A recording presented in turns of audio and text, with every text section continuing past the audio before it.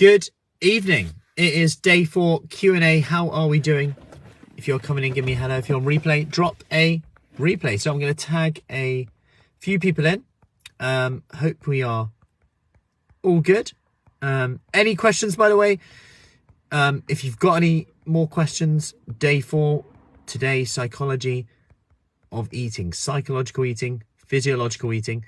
If you're coming in, give me a hello. If you're on replay, drop a replay and put a 1 in the comments if you can hear me okay. Some real great wins so far as well, and some great questions, by the way.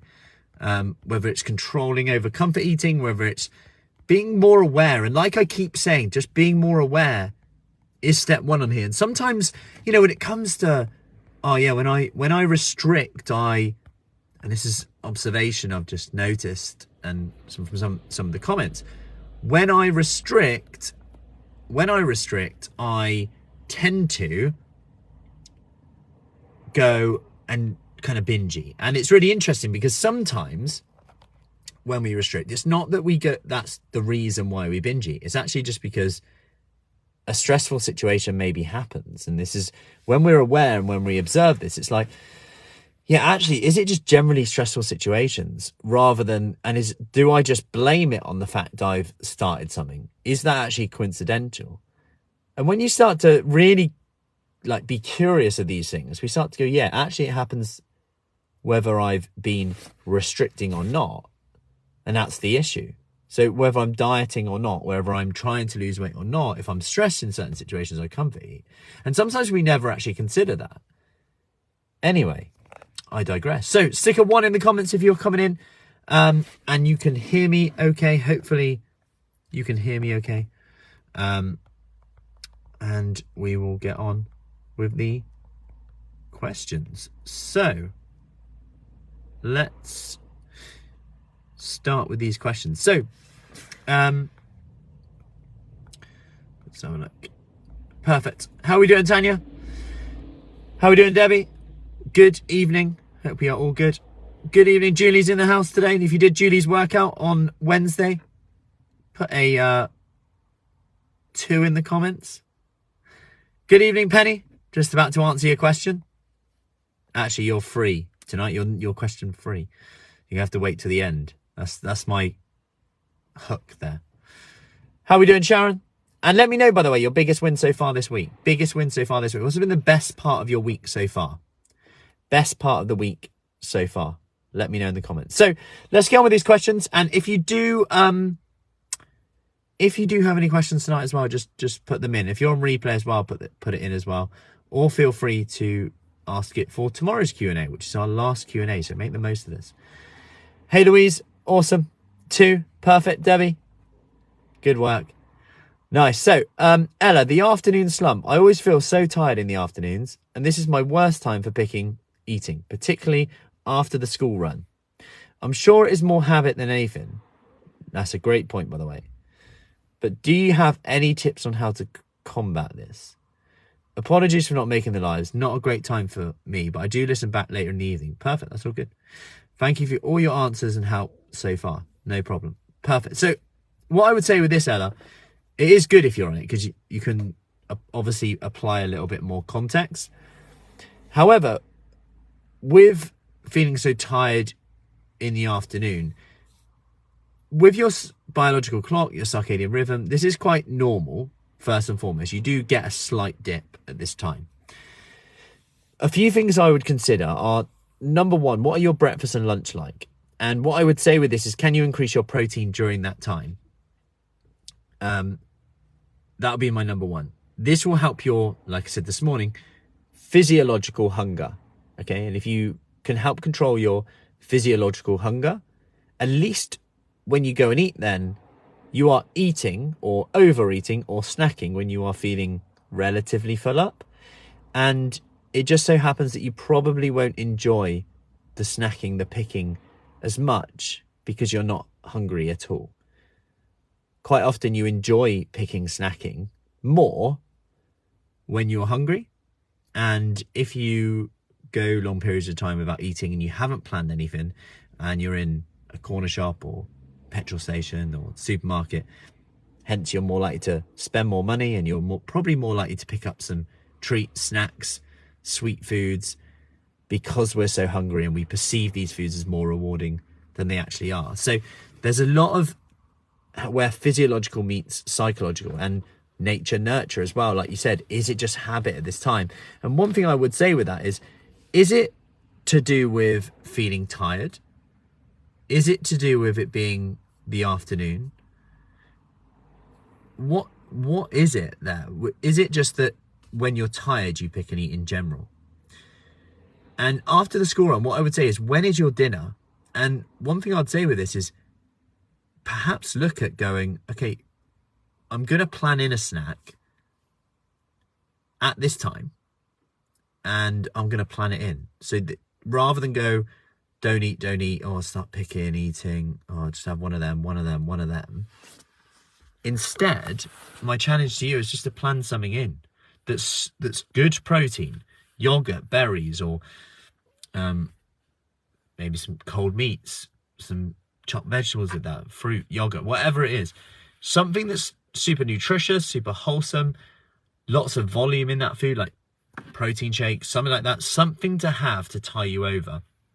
It could even be that you have that on the way home. Like, you know, the good thing about a protein shake, we know that keeps you full. We know that can help with the hormones that make you hungry. So have that on the way home. You might enter your house in a different mindset. You could also change your habit by doing something different when you get home. So could you go, right, instead of just being in the kitchen when I get home, I'm not going to go in the kitchen for the first hour, especially if you're not cooking dinner or anything like that. If you're cooking dinner, maybe snack on, say, I will only snack on vegetables or lean protein at that time. But also know that maybe you're not going to snack because you want to enjoy your food more. You want to enjoy your main meal, right?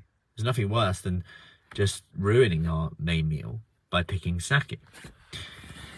Then if you are truly really tired in the afternoon and is there space for some meditation and nap? Potentially not. But it could be that you just time some caffeine at this time. And I know I wouldn't recommend this all the time, and if you struggle with sleep, you want to be aware of that. But, you know, caffeine is very good at combating this. It also just so happens to help with hunger. What's your water intake like as well? Sparkling water, great as well for that. So there are a few tips to combat that, but doing something different is a really simple one as well. Like, you know, often people eat when they're stressed and they come in from work and they bring the baggage of stress home.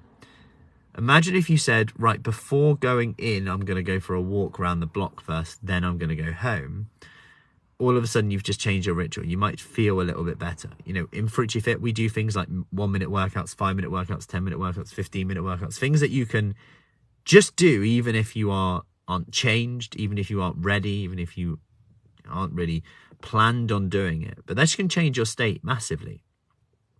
So this is something that I would recommend on there as well.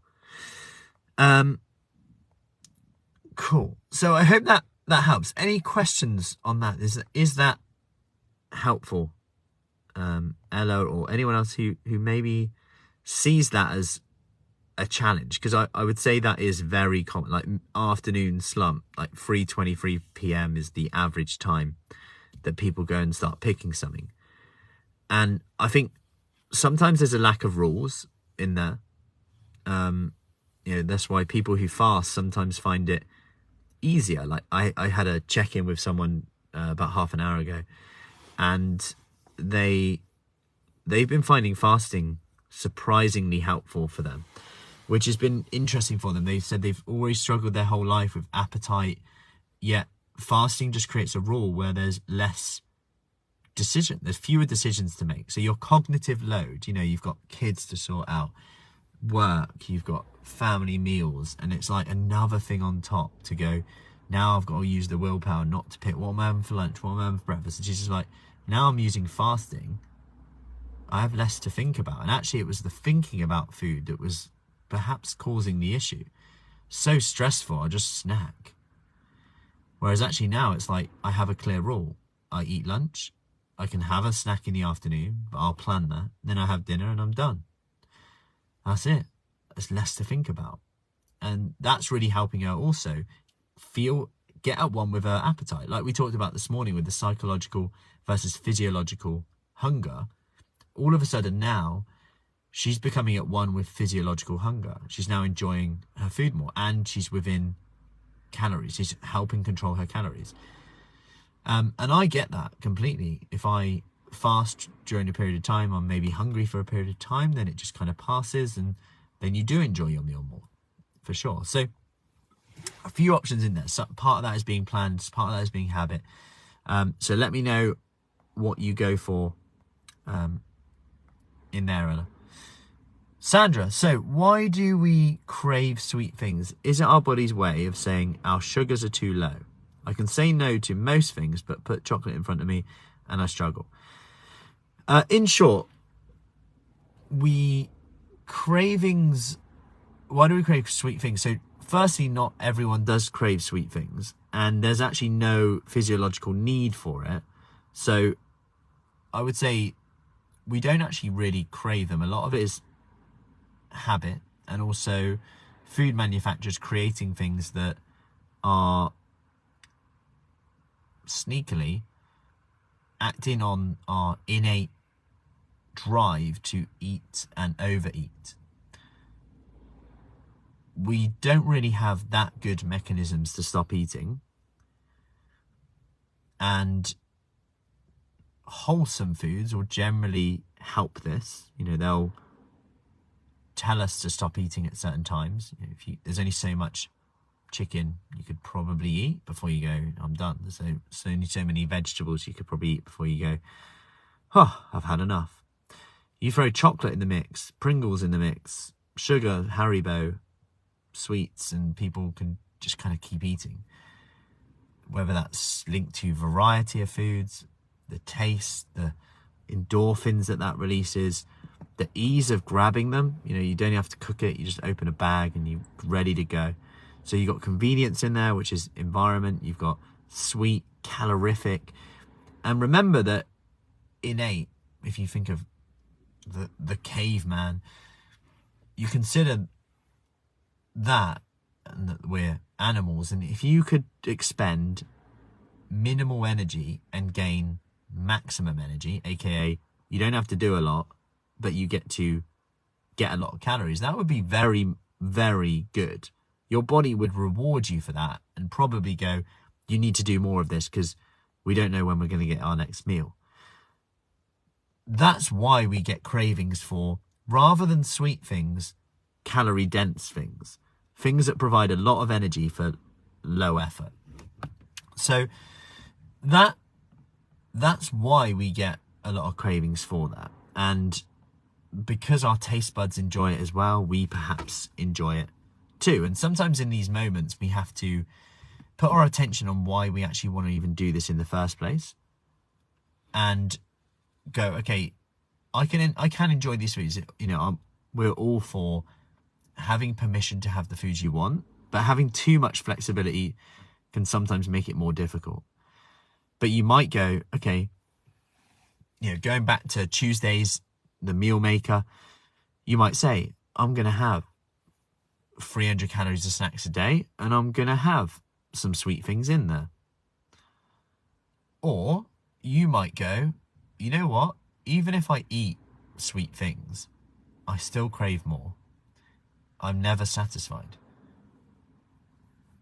Are you getting anything from it? How do you feel before? How do you feel after? Are you happy with your results right now? That will tell you whether you've got to do something different or not. Because it's all well and good saying, oh, I need to stop eating sugary things. But if you're getting results you want, if you're having them as part of your lifestyle, then great. And some ways to see this with the trigger food, if you can have some, and then you're kind of like, I'll have one and I'm quite satisfied and I'm done, you'll probably be okay with it. If you're really trying to lose weight and you eat one of these foods and then you're like, oh my God, I'm hungry now, I could eat loads and loads and loads, it's probably a good idea to avoid those foods for as long as possible and as much as possible. And what I would say in terms of avoid, I don't mean forever, but just generally as much as you can. You're probably going to give yourself an easier time, right? So yeah, that's what I would say with that. Sharon loved yesterday's workout, did an evening, doing the exercise every day, and I'm currently focusing on getting a routine with everything. Perfect, Sharon, well done.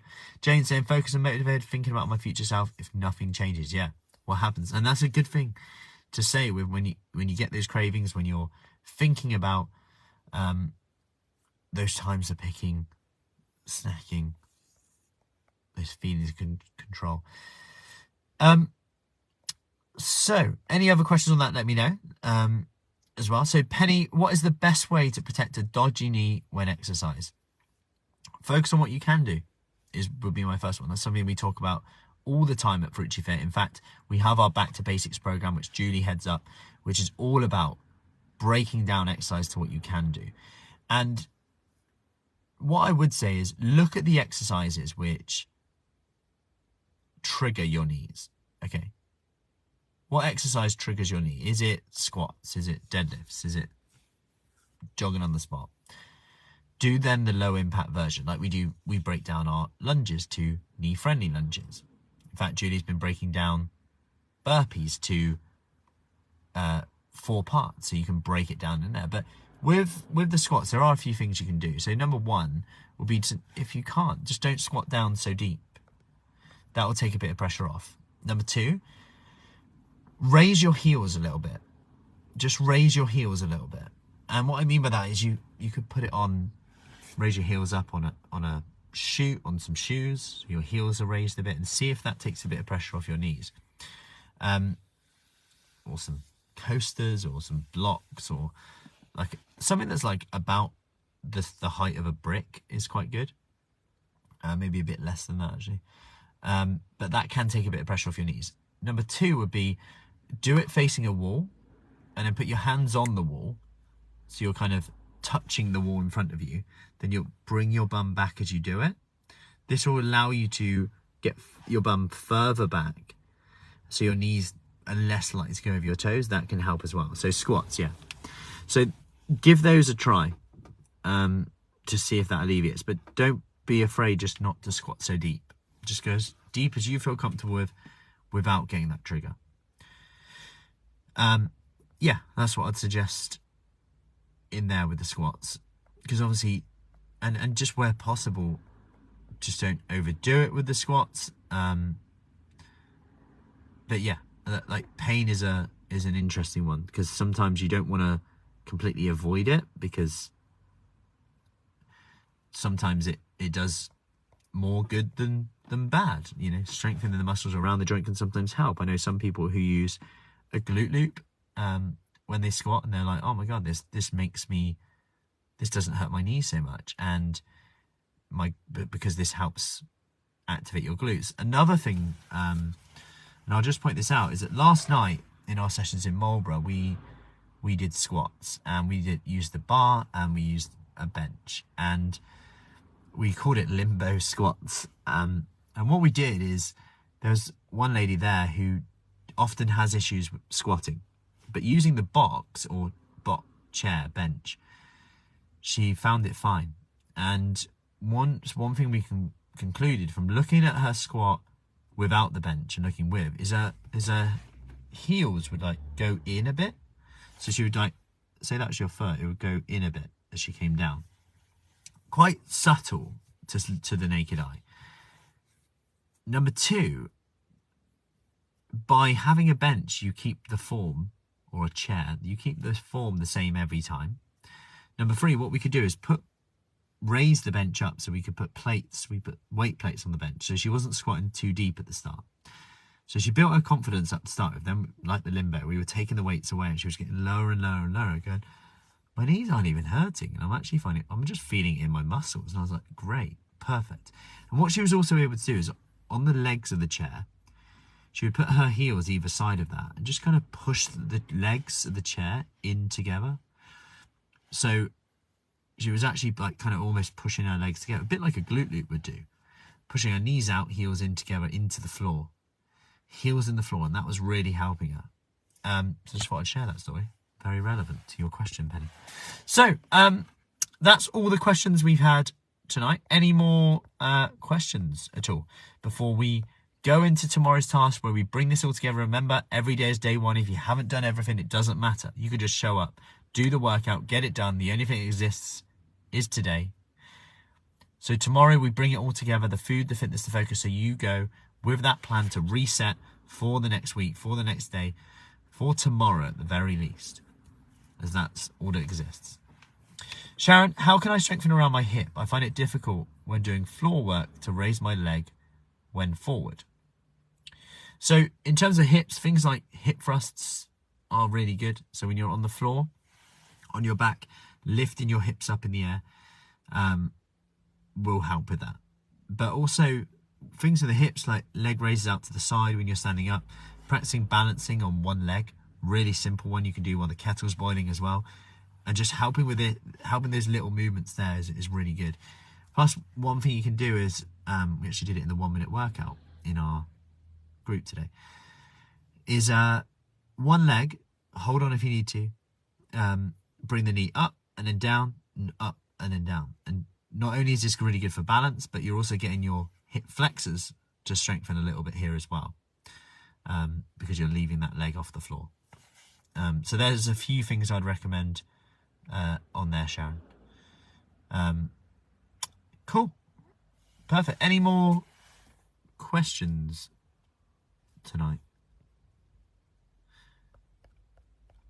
Some great questions again. Stacking, picking.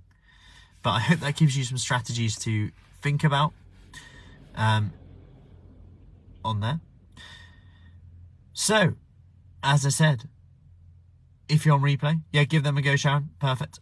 If you're on replay, let me know any questions as well. Let me know what you took from it, especially Sandra, Ella. And we shall go from there. Have a lovely evening, and I will see you soon. I'll see you tomorrow. Take care.